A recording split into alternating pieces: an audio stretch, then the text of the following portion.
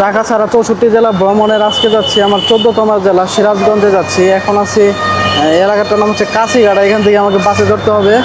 টাকা ছাড়া যাওয়ার চেষ্টা করবো, দেখি আমাকে কেউ টাকা ছাড়া নাই কিনা। এখানে একটা বাস আছে, বাসকে বলে দেখবো যে সিরাজগঞ্জ যাবে কিনা। মামা সিরাজগঞ্জ, সিরাজগঞ্জ, সিরাজগঞ্জ সামনে সামনে এটা এটা সামনে গাড়ি পাওয়া যায় সিরাজগঞ্জে। এটা সিরাজগঞ্জ যাবে না, এখানে সিরাজগঞ্জের গাড়ি নাই। সামনে হয়তো সিরাজগঞ্জের গাড়ি দাঁড়ায় আর কি, ওইখানে দাঁড়াইতে হবে সিরাজগঞ্জের গাড়ির জন্য। এখানে মূলত সিরাজগঞ্জের গাড়িগুলো দাঁড়ায়, আর যে গাড়িগুলো দাঁড়িয়ে আছে, বাসগুলো দাঁড়িয়ে আছে, এগুলো মূলত সরাসরি রাজশাহী চলে যায় আর কি। তো আমি যেহেতু সিরাজগঞ্জ যাবো, আমার এখানে দাঁড়াইতে হবে। দেখি গাড়ি আসুক, তারপরে গাড়ি পাই কিনা, বা বলে দেখি আমাকে ফ্রিতে নিবে কিনা। একটা ট্রাক গেল, ওনাকে সিগন্যাল দিয়েছিলাম কিন্তু উনি দাঁড়াইলো না আর কি। বাস পাইছি মামা, সিরাজগঞ্জ সাদা রোডে। আমার কাছে টাকা নাই, নিয়ে যাওয়া যাবে, টাকা নাই। ঠিক আছে, কিন্তু আমার শহরে যাবো না। যে পর্যন্ত যান ওই পর্যন্ত নিয়ে যান। হ্যাঁ, শহরে গাড়ি যান, আপনি যে পর্যন্ত যান ওই পর্যন্ত নিয়ে যান। শহরে গাড়ি গেলে ভালো, আমি সাহায্য ডাইনে যাবো। আচ্ছা ঠিক আছে, আপনি যাবেন সেখানে একবার ডাইরেক্ট গাড়ি যেতে পারবেন। আচ্ছা ঠিক আছে। আচ্ছা মামাকে বললাম, উনি বললো যে আমি সিরাজগঞ্জ যাবো না, আপনি অন্য গাড়িতে গেলে সরাসরি সিরাজগঞ্জ যাইতে পারবেন। তো দেখি অন্য কোনো গাড়ি পাই কিনা।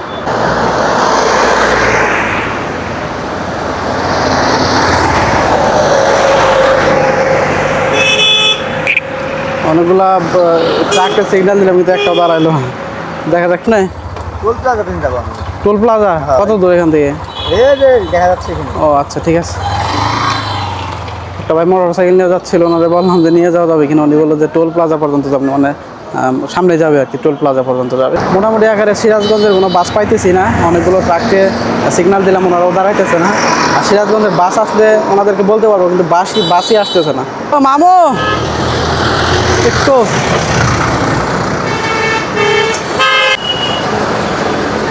ভাইয়া এটা খুললো তো। মামা একটু কথা বলি আপনার সাথে। আমি হচ্ছে মামা 64 জেলা ভ্রমণ করতেছি। আজকে যাবো হচ্ছে সিরাজগঞ্জ। সিরাজগঞ্জ হচ্ছে আমার 14 নম্বর জেলা। এখন আমি এটা ভ্রমণ করতেছি টাকা ছাড়া। ফ্রিতে কি আমাকে নিয়ে যাওয়া যাবে সিরাজগঞ্জ পর্যন্ত? যাবে না, বসবো তাহলে বিষয়ে। আচ্ছা মামাকে বললাম, মামা তো অলরেডি রাজি হয়ে গেছে। এখন আমি যাবো হচ্ছে সিরাজগঞ্জ। সিরাজগঞ্জ হচ্ছে আমার 14 নম্বর জেলা।